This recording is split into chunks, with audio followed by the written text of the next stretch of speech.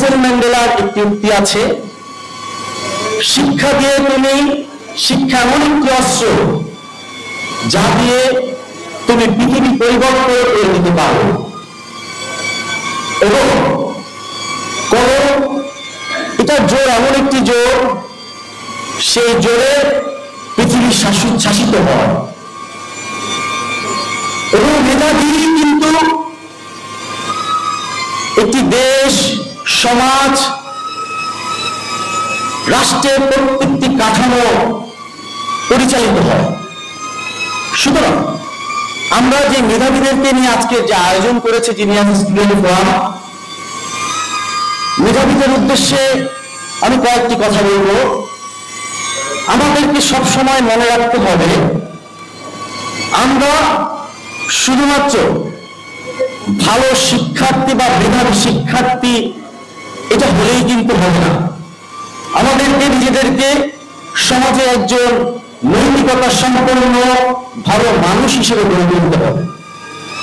আমরা যত ভালো মানুষ হিসেবে নিজেকে তৈরি করতে পারবো, আমরা কিন্তু সমাজে এবং রাষ্ট্রে তত ভালো জায়গায় যেতে পারবো।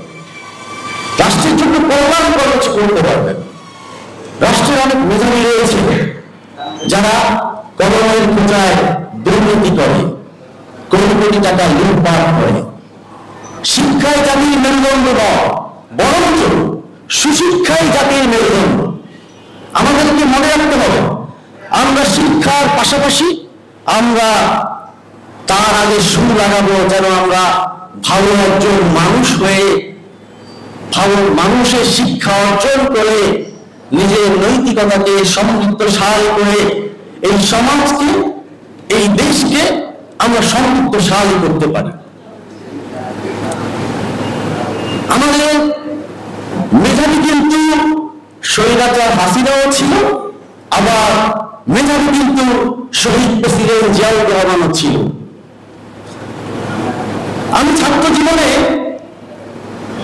যখন পড়াশোনা করেছি, আপনাদের এসএসসি পরীক্ষা দিয়েছি, পড়াশোনার পাশাপাশি তখন প্রায় সময় শহীদ প্রেসিডেন্ট জিয়াউর রহমানের বই পড়তাম, ওনার জীবন নিয়ে। তো উনি অত্যন্ত চৌকস এবং অত্যন্ত মেধাবী ছিলেন। উনি যেভাবে বাংলাদেশকে অর্থনৈতিক মুক্তির জন্য কাজ করেছে, আপনি ওনার ইতিহাস পড়বেন, জানবেন উনিও মেধাবী ছিলেন। আবার বিগত স্বৈরাচার হাসিনাও কিন্তু মেধাবী ছিলেন, কিন্তু তার মেধাটা ছিল দুষ্ট, কুশিক্ষা। এজন্যই বলছি, সুশিক্ষাই জাতির মেরুদণ্ড।